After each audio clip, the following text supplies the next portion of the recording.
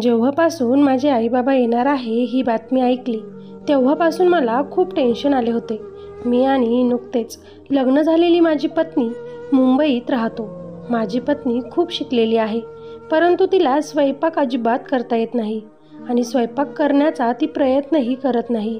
घरात ड्रेस पण खूप छोटे वापरते, मनात येईल तसे राहते. ऑफिसला जाण्याच्या अगोदर आणि आल्यानंतर मी स्वतः स्वयंपाक करतो. जेव्हा माझे आई-बाबा इकडे येतील आणि हे सर्व पाहतील तेव्हा ते काय विचार करतील माझ्याबद्दल, हा विचार करतच मला खूप टेन्शन वाढत होते. दुसऱ्या दिवशी आई-बाबा घरी पोहोचले आणि मला नेमकं ऑफिसवरून घरी यायला उशीर झाला. परंतु जेव्हा मी घरी पोहोचलो तेव्हा तर आई-बाबांनी माझ्या बायकोला तशा कपड्यांवरून. आकाश लिफ्टमधून बाहेर पडला, पार्किंगमधून गाडी काढली आणि घराकडे निघाला. तो यावेळी खूपच चिंतेत होता. चिंतेचं कारणसुद्धा खूप मोठे होते. रात्रीचे 8 वाजणार होते. तो रोज 6:30 वाजता ऑफिसवरून घरी पोहोचत होता. घरी त्याची पत्नी म्हणजे आरोही आतुरतेने वाट पाहत असे. परंतु या वेळेला त्याचे घरी जाण्याचे मन बिलकुल करत नव्हते. काहीतरी विचार करून पुढे जाऊन त्याने U-टर्न घेतला आणि आपली कार दुसऱ्या रस्त्यावर वळवली.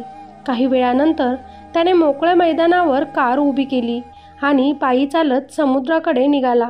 हा समुद्रकिनारा थोडासा सुनसान होता.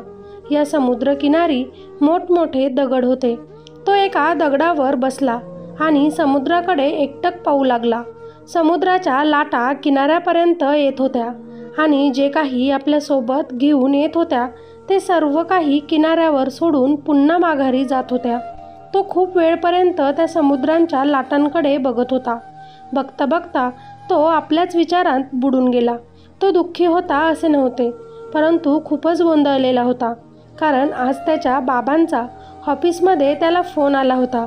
त्याचे आई-बाबा पुढच्या आठवड्यात 1 महिन्यासाठी त्याच्याकडे राहायला येणार होते. आई-बाबा येणार म्हटल्यावर त्याला खूप आनंद झाला होता आणि त्याला मनापासून हेच वाटत होते की त्याच्या आई-बाबांनी कायमसाठी त्याच्याकडेच राहावे. परंतु त्याच्या लग्नाला 1 वर्ष पूर्ण झाल्यानंतर त्याची इच्छा असूनही आपल्या आई-बाबांना तो आपल्याकडे बोलवू शकला नाही. कारण काही खास होते असेही नाही. ना त्याचे आई-बाबा अशिक्षित किंवा गावंढळ होते, ना त्याची पत्नी आरोही भांडकुदळ किंवा रागीट स्वभावाची होती. तरीही त्याला समजत नव्हते की त्याचे आई-वडील आधुनिक विचारांमध्ये रंगलेल्या त्याच्या पत्नीला कशा प्रकारे समजून घेतील. ही गोष्ट फक्त आरोहीचीच नव्हती, तर तिच्या पूर्ण पिढीची होती. आरोही दिल्लीमध्ये लग्नाच्या अगोदर नोकरी करत होती. लग्न झाल्यानंतर नोकरी सोडून ती त्याच्याबरोबर आली होती. इथे सुद्धा ती नोकरी शोधण्याच्या प्रयत्नात होती. आरोही सगळ्या बाजूने चांगली मुलगी होती. शांत स्वभाव, चांगले विचार आणि प्रेम करणारी मुलगी होती. त्याचे आई-वडील आल्यानंतर तिला आनंद झाला असता, परंतु आकाशचे संस्कारी आई-बाबा, खास करून त्याची आई आरोहीच्या सवयींना, तिचे राहणीमान या सगळ्यांना कशा प्रकारे समजून घेईल तेच त्याला समजत नव्हते. लग्न झाल्यानंतर तो आपल्या आई-बाबांकडे म्हणजेच नागपूरला थोड्या दिवसांसाठी 2 वेळा गेला होता. त्यामुळे त्याची आई आणि बायको आरोही दोघींचेही बोलणे जास्त करून फोनवरच होत होते. आकाशची आई आरोहीच्या स्वभावाची खूपच स्तुती करत असायच्या आणि आरोहीसुद्धा आपल्या सासूबाईंचा खूप आदर करत असायची आणि तिला आकाशची आईसुद्धा खूप आवडत होती. इतका 1 महिना सोबत राहून त्या दोघींमधील असलेलं प्रेम संपून जायला नको याचीच भीती आकाशला वाटत होती आणि तो याच विचारांमध्ये अडकला होता. आरोही कधी कधी उशिरा उठायची. तो ऑफिसला निघेपर्यंत ती उठायची, तर कधी कधी ती झोपलेलीच असायची. सकाळच्या नाश्त्यामध्ये तो फक्त दूध आणि ओट्स खाऊन जायचा किंवा कधी कधी तर फक्त दूध पिऊन जात असायचा. त्यामुळे तो ते स्वतःच्या हाताने घ्यायचा आणि आरोहीला दरवाजा बंद करायला सांगून ऑफिसला निघून जायचा. कारण त्याला चांगलं माहिती होते की एकदा की आरोहीला नोकरी लागली तर तिची पूर्ण दिनचर्या बदलून जाईल. नाईलाजाने तिला लवकरच उठावे लागेल. आता लग्न होऊन वर्ष तर झाले आहे. हळूहळू तिला सर्व गोष्टींची सवय होईलच. पूर्ण दिवसभर ती एकटीच त्या फ्लॅटमध्ये राहते. सकाळी लवकर उठून तरी ती काय करणार आहे? कारण तिला साधा स्वयंपाकसुद्धा बनवता येत नव्हता. फक्त गरजेपुरतेच ठराविक जेवण तिला बनवता येत होतं. पण या 1 वर्षात ती हळूहळू काही गोष्टी शिकली होती. खरं तर त्यांचे जेवण जास्त करून बाहेरच व्हायचे. आई बाबा आल्यानंतर काम खूप वाढेल आणि आरोही एवढे काम सांभाळू शकेल का? आणि आईकडून पूर्ण घराचे काम करून घेण्याची आशा ठेवणेसुद्धा चुकीचे होते. आई आरोहीला मदत करेल एवढ्यापर्यंत ठीक आहे. आता राहिली गोष्ट कपड्यांची, तर आरोहीने त्यांच्या आईवडिलांसमोर व्यवस्थित कपडे घालायला हवेत, नाहीतर त्यांना तिचे राहणीमानसुद्धा आवडणार नाही.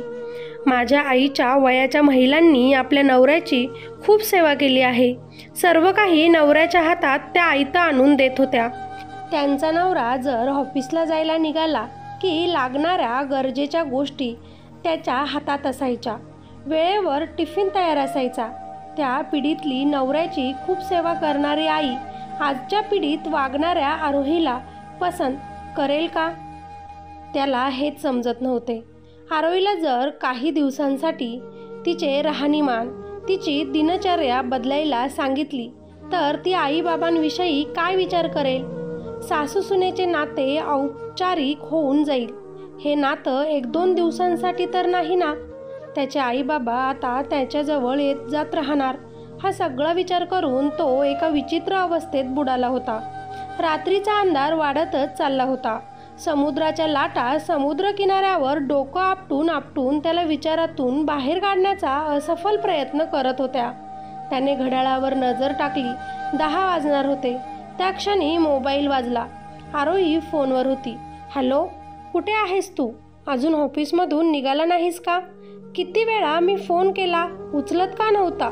ड्रायव्हिंग करत आहेस का तू? आरोही चिंतेच्या स्वरात कितीतरी एकसाथ प्रश्न त्याला विचारत होती. हो, ड्रायव्हिंग करत आहे.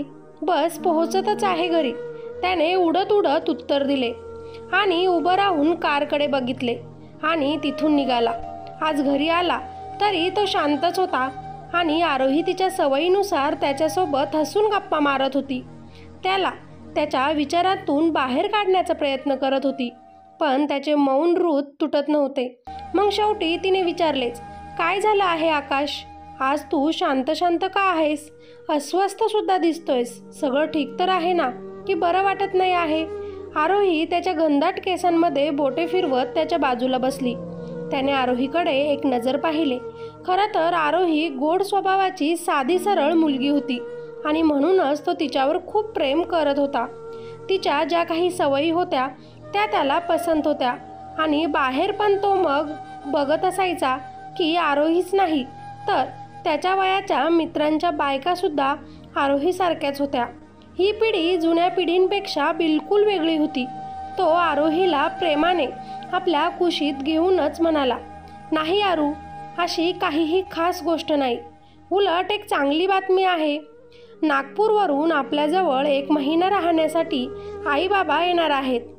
हे ऐकून तर आरोही आनंदाने उड्याच मारू लागली आणि म्हणू लागली, अरे वा, ही तर खूपच आनंदाची गोष्ट आहे. म्हणजे 1 महिना तरी मला या फ्लॅटमध्ये बोर होणार नाही. आता आईबाबांसोबत मी खूप गप्पा मारणार आहे. त्यांच्यासोबत खूप मज्जा मस्ती करणार आहे. कधी येणार आहेत ते दोघे? आरोहीचा निरागस आनंद पाहून आकाश म्हणाला, पुढच्या आठवड्यात येणार आहेत ते. आरोही त्याला म्हणाली, मग तू मला एवढ्या उशिरा का सांगत आहेस? आज तर उशीर झाला, पण उद्या लवकर ये. खूप काही सामान खरेदी करायचे आहे आपल्याला. त्यावर आकाश म्हटला, हो, तू लिस्ट तयार करून ठेव. मी उद्या लवकर येतो. मग जाऊयात आपण.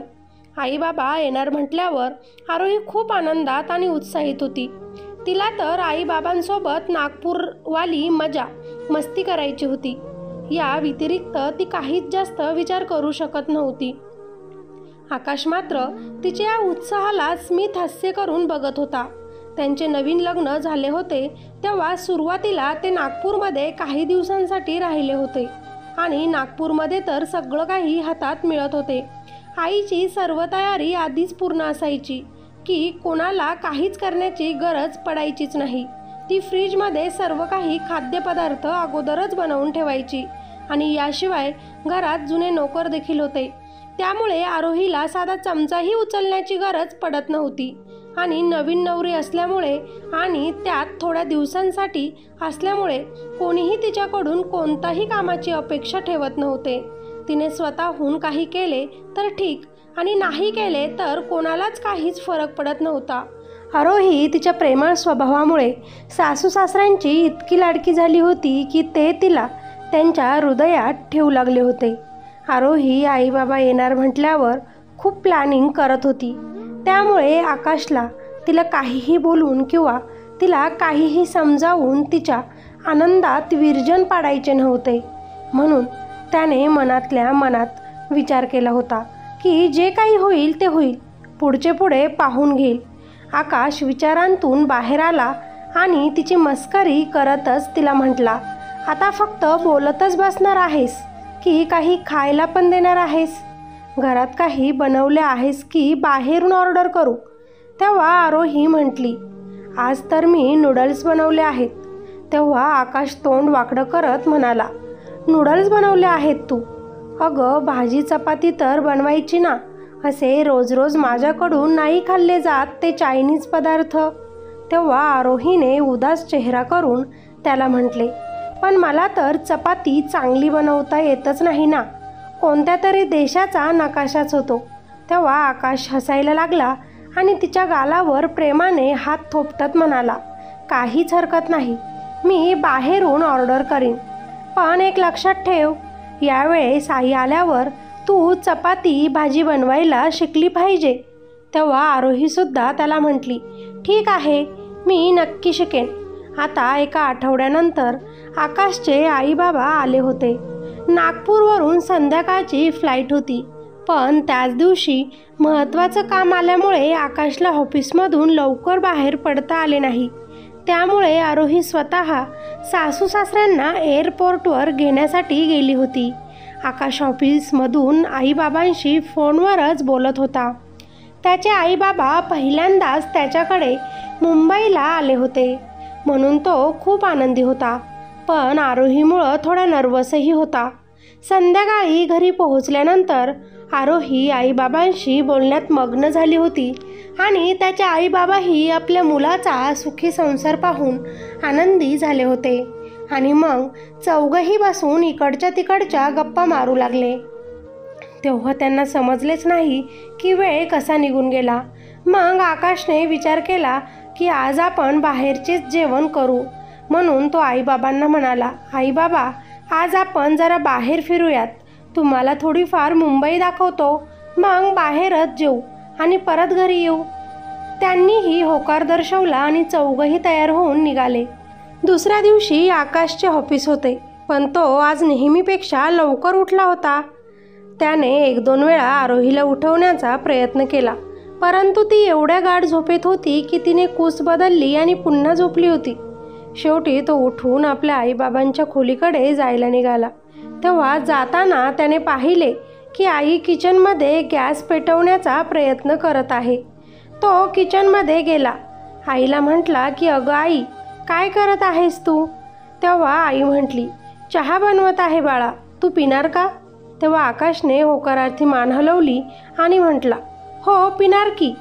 मग आई म्हणू लागली, आणि आरोही? ती तर अजून झोपली असेल ना. काहीच हरकत नाही बाळा, जेव्हा उठेल तेव्हा घेईल. मी आपल्या तिघांसाठीही चहा बनवते. आईच्या बोलण्यावरून असे अजिबातही वाटत नव्हते की आरोही अजूनपर्यंत झोपली आहे. याचे तिला आश्चर्य वाटत आहे. आईने बनवलेला चहा त्या तिघांनी म्हणजेच आईबाबा आणि आकाशने संपवला होता. परंतु आकाश मनातल्या मनात विचार करत होता की आरोही उठली असती तर बरं झालं असतं. तिलाही किती आवडला असता. ऑफिसची वेळ झाली होती म्हणून तो तयार होण्यासाठी निघून गेला होता. तो रोज सकाळी आपले कपडे स्वतः प्रेस करत होता. खास करून तर शर्ट रोजच प्रेस करायला लागत होते. आई बाथरूममध्ये होती आणि प्रेस करण्यासाठी टेबल हॉलमध्ये होता. आकाशने विचार केला की जोपर्यंत आई बाथरूममध्ये आहे तोपर्यंत तो शर्ट पटकनच प्रेस करेल, जेणेकरून आईला दिसणार नाही. आता तो शर्ट प्रेस करतच होता की आई बाथरूममधून बाहेर आली आणि त्याला पाहून लगेचच म्हटली, अरे तू का प्रेस करत आहेस बाळा, दे इकडे, मी करून देते. आकाश लगेचच म्हटला, नाही नाही आई, मी करतो ना. तरीही त्याची आई परत म्हटली, अरे दे बाळा, मी करते ना, तू तयार होऊन ये जा. आणि तू आज नाश्त्यामध्ये काय खाणार? तेव्हा आकाश आईला म्हणाला, आई मी दूध आणि ओट्स घेतो. तेव्हा त्याची आई म्हटली, अरे आज तरी काहीतरी वेगळा नाश्ता कर ना. ओट्स आणि दूध तर तुम्ही दोघे रोजच घेता, जे आरोहीला सुद्धा पसंत आहे. आरोहीला नूडल्स पण खूप आवडतात. तिथे कपाटात पॅकेट्स पडून आहेत. आकाशच्या नकळत तोंडातून बाहेर पडले, ठीक आहे मग, मी नूडल्स बनवते. तुझ्या बाबांना आणि मलाही ते खूप आवडतात. आई हसतच म्हणाली.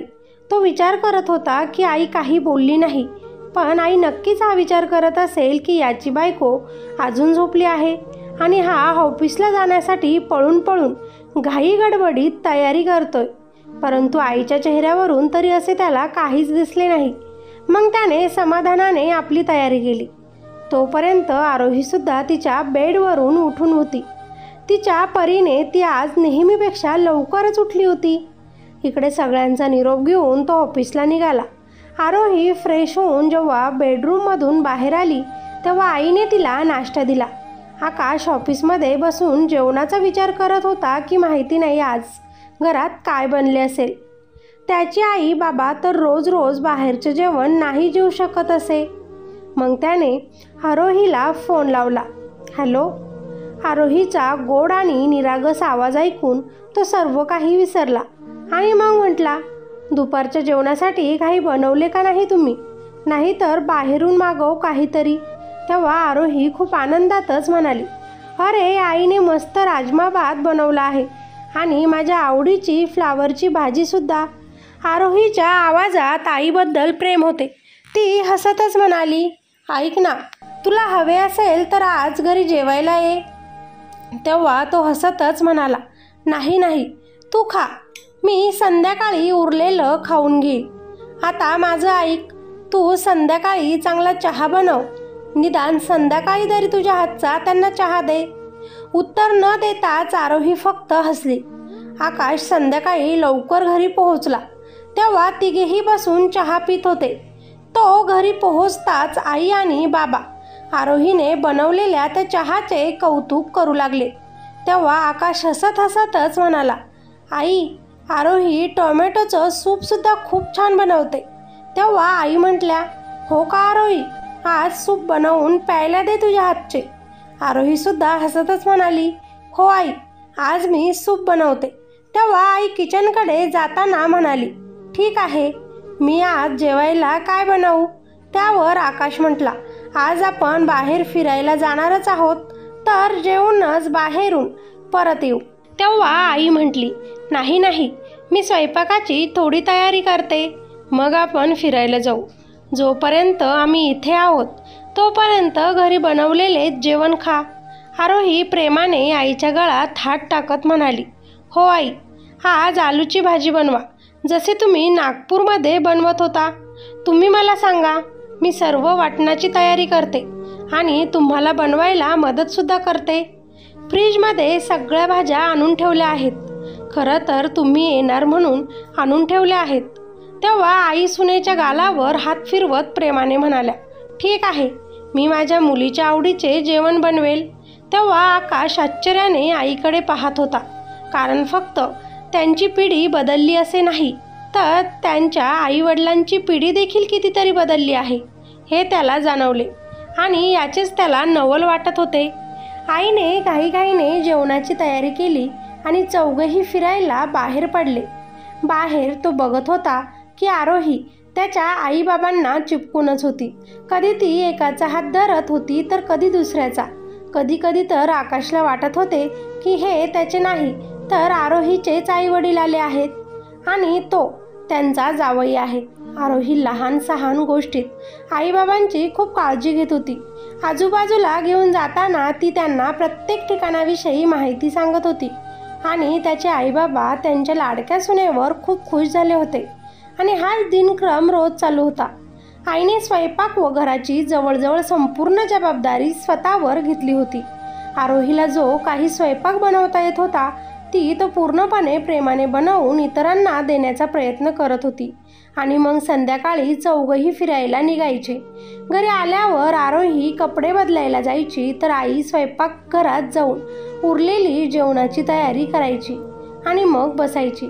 तोपर्यंत आरोही येऊन छान चहा बनवायची आणि आईबाबांना द्यायची. विलक्षण समजूतदारपणा होता. कुठेच काही गोंधळ किंवा गडबड नव्हती. एक दिवस तो आपल्या बाबांना नाईट क्लबमध्ये जाण्यासाठी बोलला. त्याचे बाबा उच्च शिक्षित होते, त्यामुळे त्यांनी आनंदाने होकार दिला. मग दोघंही तयार होण्यासाठी त्यांच्या खोलीत गेले. तयार होऊन आकाश हॉलमध्ये बसला आणि आईबाबासुद्धा हॉलमध्ये बसले होते. काही वेळाने आरोही तयार होऊन बाहेर आली. तेव्हा तिला पाहून आकाश स्तब्ध झाला, कारण आरोहीने गुडघ्यापर्यंत काळ्या रंगाचा स्लीवलेस वन पीस घातला होता.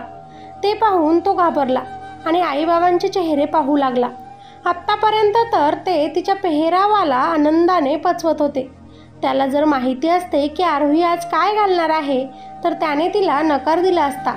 तसे तर आरोही जिथे जाणार होती तिथल्या वातावरणानुसार तिने ड्रेस घातला होता. आईबाबांनी जेव्हा तिला पाहिले तेव्हा दोघंही हसले आणि म्हणाले, अरे वा आरोही, तू तर ओळखूच येत नाही. खूपच सुंदर दिसत आहेस, एखाद्या फिल्मच्या अभिनेत्रीसारखी. आईसुद्धा आनंदाने म्हणाली, माझी मुलगी कोणत्या फिल्मच्या हिरोईनपेक्षा कमी आहे का? जे काही घालते ते तिच्यावर खुलूनच दिसते. हे ऐकून आकाशला खूप आनंद झाला. त्याची विचारसरणी त्याच्या कल्पनेपेक्षा खूप पुढची आणि आधुनिक होती. मग त्याला आपल्या मित्राच्या घरातील परिस्थिती आठवली, कारण त्यांच्या बायका आणि त्यांचे आईवडील जेव्हा समोरासमोर येतात तेव्हा छोट्या छोट्या गोष्टींवरून ते त्यांच्या मुलांच्या आधुनिक स्वभावाच्या बायकांशी भांडत राहतात.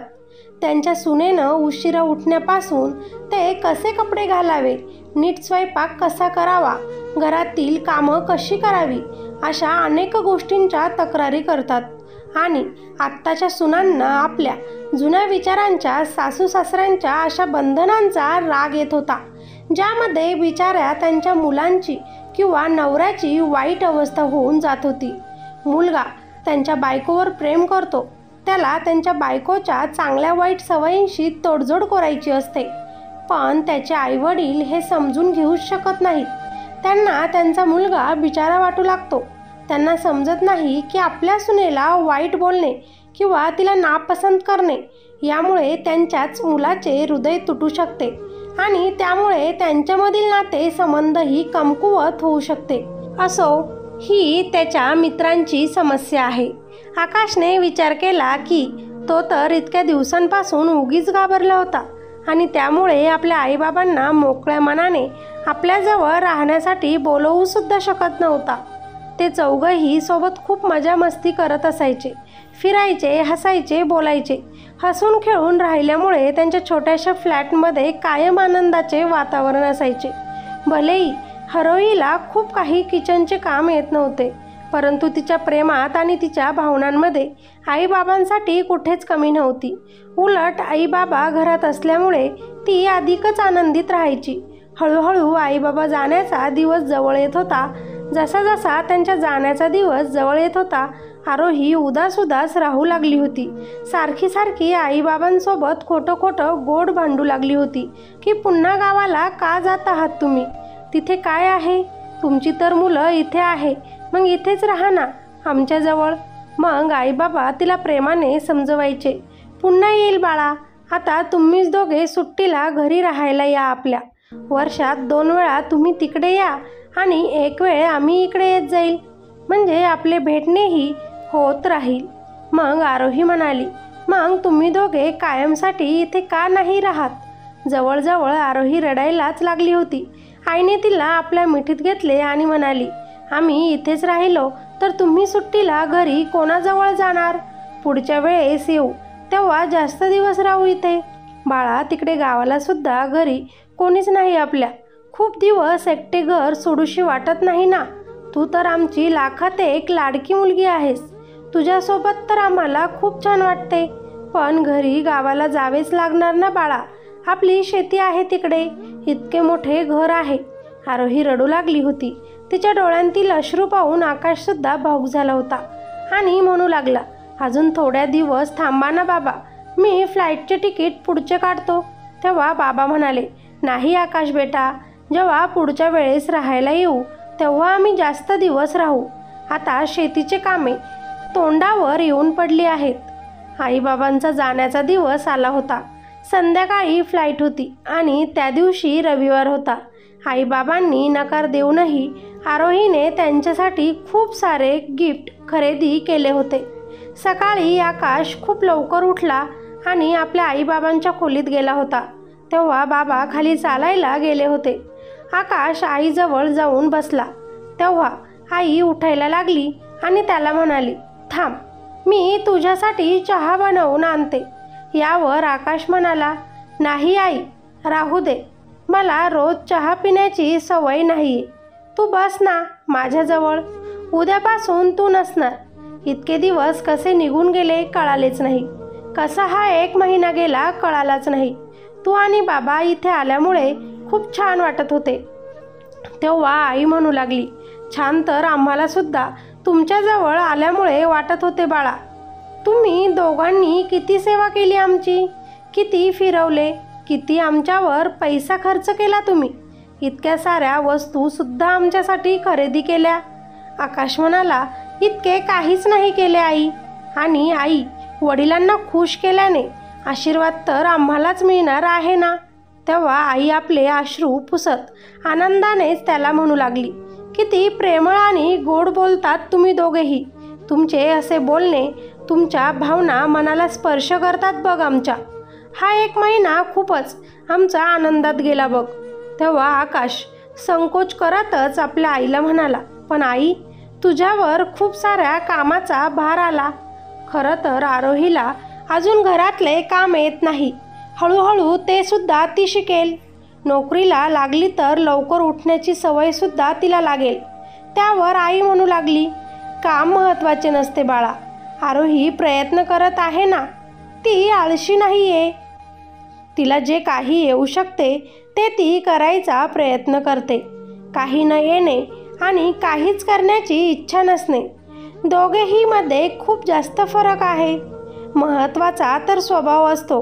माणसाच्या भावना आणि विचार चांगले असले तर या गोष्टी महत्त्वाच्या नसतात, कारण सवयी बदलत राहतात आणि हळूहळू जबाबदाऱ्या वाढल्यावर कामही येतातच की. आजकाल फक्त 1-2 मुलेच होतात, त्यामुळे मुली खूप लाडात आणि प्रेमात मोठ्या होतात आणि त्यांचे स्वप्न हे किचनचेच काम शिकण्याचे नसते, उलट भरपूर शिक्षण घेऊन आपले करिअर करायचे असते. त्यामुळे लग्न झाल्यानंतर त्यांच्याकडून या कामांची आशा करणे खूप चुकीचे आहे. आरोही खरंच खूप प्रेमळ मुलगी आहे. तिच्या मनातले पूर्ण प्रेम आणि सगळ्या भावना आमच्यापर्यंत पोहोचतात आणि आम्ही अशी सून भेटल्यामुळे खूप आनंदी आहोत. अजून आरोही छोटी आहे. उद्या मुलं झाली तर कितीतरी गोष्टींमध्ये ती स्वतःच परिपक्व होऊन जाईल. आपल्या आईचे असे विचार ऐकून आकाशला खूप आनंद झाला होता आणि तो म्हटला, आई, असाच मी सुद्धा विचार करतो. आता आई बोलू लागली, आणि बाळा, आजकाल मुलगी काय आणि मुलगा काय, दोघांनाही समान रूपाने गृहस्थी सांभाळायला हवी. नाहीतर एवढ्या मोठ्या शहरांमध्ये मुली घर सांभाळून नोकऱ्या कशा करू शकतील. यावर आकाश म्हणाला, हो आई, तू अगदी बरोबर बोलतेस, मी ही काळजी घेईल. मग दोघेही थोडा वेळ शांत बसले आणि अचानकच आकाश म्हणाला, आई, खरं सांगू, मी विचारच करू शकत नव्हतो की आरोहीच्या पिढीतल्या मुलींच्या राहणीमानाच्या सवयी तू समजून घेशील आणि तिच्याबरोबर तू जुळवून घेशील. आकाशने खाली नजर केली तेव्हा आई हसली आणि त्याला म्हणाली, त्यामुळेच तर तू आम्हाला इकडे राहायला तुमच्याकडे बोलवत नव्हतास. मला सांग, तुझे आईवडील अडाणी आहेत का? काही आईवडील उच्च शिक्षित असतात, पण स्वतःला का नाही बदलू शकत माहिती नाही. लगेचच आकाश म्हणाला, नाही ग आई, तुम्ही तर उच्च शिक्षित आहात. आई बोलू लागली, बदल खूप महत्त्वाचा आणि खूप गरजेचा असतो बाळा. वेळेबरोबर चालायलाच हवे. जुन्या गोष्टींना धरून राहिलो तर पुढे कसे जाणार? आणि असे केल्याने नातेसुद्धा टिकणार नाही आणि नात्यांमधील तिढा तर अजूनच वाढत जाईल. हो आई, पण ही समज सर्वांमध्ये नसते ना. माझ्या मित्रांचे आई वडील उच्च शिक्षित असून त्यांच्या सुनांना नाही समजून घेत. आकाश बोलतच होता की त्याचे बाबा आले. आरोहीसुद्धा डोळे चोळत खोलीत आली आणि आईच्या कुशीत डोकं टेकून पडली. तेव्हा आई हसली आणि तिच्या डोक्यावर प्रेमाने हात फिरवू लागली. तेव्हा आकाश तिला म्हणू लागला, हे उठ उठ, चल, ही तुझी आई नाही, ही माझी आई आहे. पूर्ण 1 महिना मला माझ्या आईजवळ सुद्धा जाऊ दिले नाहीस. स्वतःच तिला चिपकून राहत होतीस. असे म्हणत आकाश तिला बाजूला ढकलू लागला. तेव्हा मात्र आरोही अजूनच आईला बिलगून बसली. हे पाहून आकाश मोठमोठ्याने हसू लागला. संध्याकाळी सगळी जाण्याची तयारी झाली. दोघेही आईबाबांना सोडण्यासाठी एअरपोर्टवर गेले. एअरपोर्टवर आईबाबांना सोडण्याची वेळ आली. ते दोघंही आईबाबांच्या पाया पडले आणि त्यांना मिठी मारली. आकाशचे स्वतःचे मन खूप उदास झाले होते, परंतु त्याला माहिती होते की उद्या तो कामात व्यस्त होऊन जाईल. पण आरोहीला आईबाबांची कमी भासत राहील. आईच्या पाया पडल्यानंतर आरोही तिच्या गळ्यात पडली. आईने सुद्धा तिला प्रेमाने मिठी मारली. ती थोड्या वेळ आईपासून वेगळी झाली नाही, तर आकाशला कळले की भाऊक स्वभावाची आरोही रडत आहे. आईचे डोळेही भरून आले होते. आरोहीला आपल्यापासून दूर करत तिचे अश्रू पुसत आई प्रेमाने तिला म्हणाली, पुढच्या वेळेस लवकर येऊ बाळा. आता तुम्ही दोघेही सुट्टी घेऊन लवकर घरी या. आकाश आरोहीच्या जवळ गेला आणि तिच्या खांद्यावर हात टाकून आपल्या कुशीत घेत म्हणाला, हो आई, आता आम्ही लवकरच येऊ. बरं बाळा. आईबाबांनी दोघांच्याही डोक्यावर हात ठेवला आणि बॅगची ट्रॉली ढकलत त्यांना बाय करत एअरपोर्टच्या आतमध्ये निघून गेले.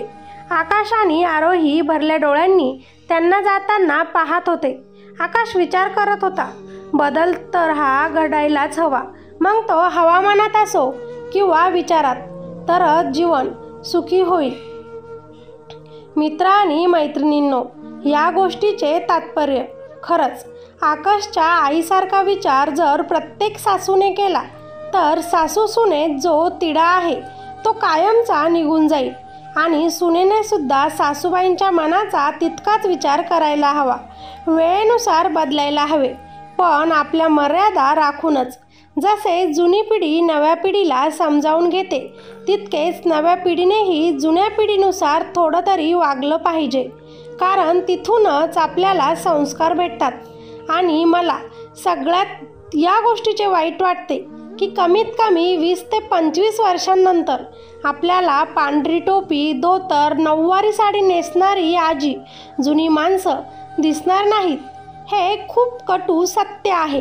त्यामुळे त्यांच्याकडून जेवढे ज्ञान, संस्कार घेता येईल तेवढे घ्या. तुमचं काय मत आहे मला नक्की कमेंट करून सांगा. तुम्हाला ही कथा आवडली असेल तर नक्की लाईक करा आणि चॅनलवर जर नवीन असाल तर आपल्या चॅनलला सबस्क्राईब करायला अजिबात विसरू नका. धन्यवाद.